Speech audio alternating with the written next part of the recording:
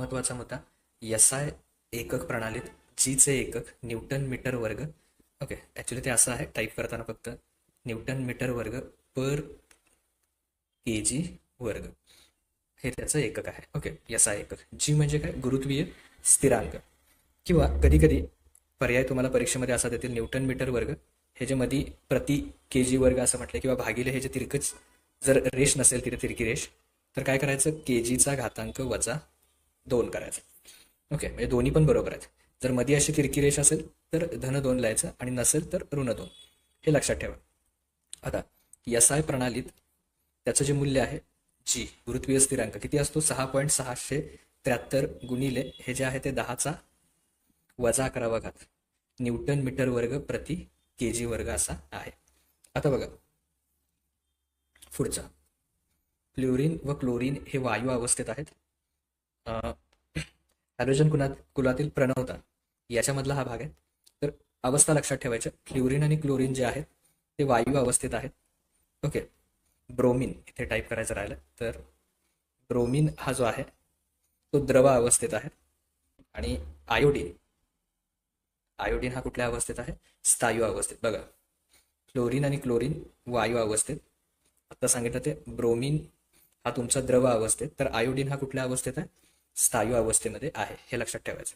त्याच्यानंतर बघा, धातूच्या पृष्ठभागावर एक प्रकारचा तांबूस एक एक प्रकारचा तांबूस रंगाचा स्थायूरूप थर जमा होतो, आणि त्या थराला काय म्हणतात, गंज असं म्हणतात.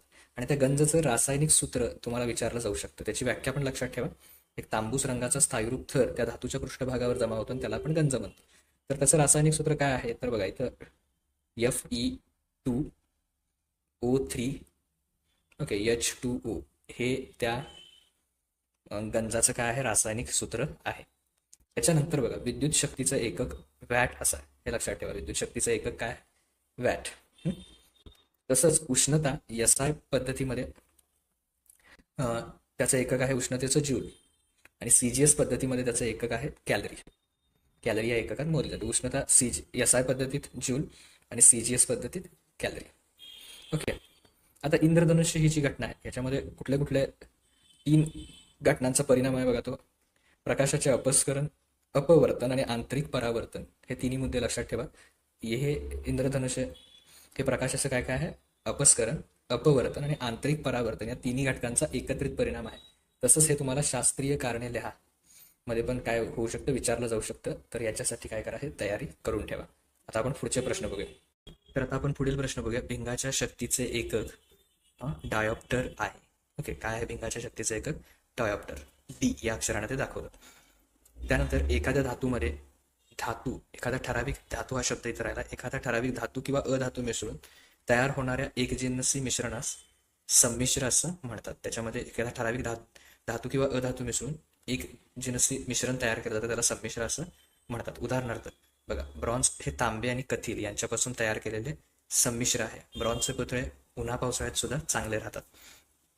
पाण्याने डाग न पडणारे व न गंजणारे स्टील, ओके, हे सुद्धा एक संमिश्राचं उदाहरण आहे. त्याच्यामध्ये 74% लोह, 18% क्रोमियम आणि 8% कार्बन यांच्यापासून ते तयार केलेलं काय असतं, संमिश्र असतं. ओके, तर ही 2 उदाहरणं कशाची आहेत, संमिश्राची आहेत. त्याच्यानंतर पुढे बघा, international union of pure and applied chemistry, international union of pure and applied chemistry, that is IUPAC, या संस्थेनं काय केलेलं आहे, संयुगांच्या संरचनेवर आधारित नामकरण, म्हणजे त्या जे संयुग आहेत त्यांना नाव देण्याची पद्धत विकसित केलेली आहे, आणि ती जगभर मान्यता प्राप्त आहे. कुठली, IUPAC, international union of pure and applied chemistry, याचा लॉंग फॉर्म लक्षात ठेवा.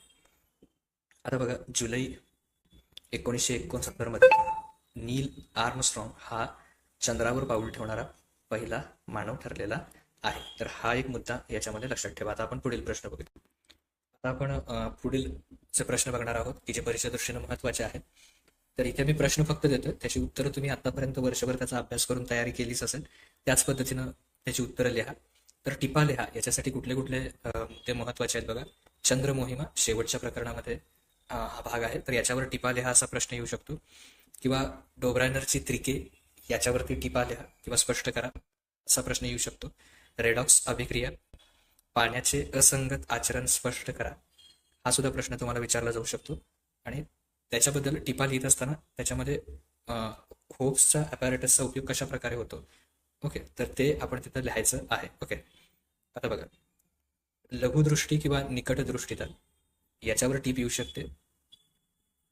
दूरदृष्टीता याच्यावर तुम्हाला टीप विचारली जाऊ शकते, किंवा विल्फी टेबल पद्धत हे सुद्धा टिपा लिहामध्ये विचारलं जाऊ शकतं. आणि 9व्या प्रकरणामध्ये हायड्रोकार्बन्स, तर याच्यावर सुद्धा टिपा लिहा म्हणून प्रश्न विचारला जाऊ शकतो.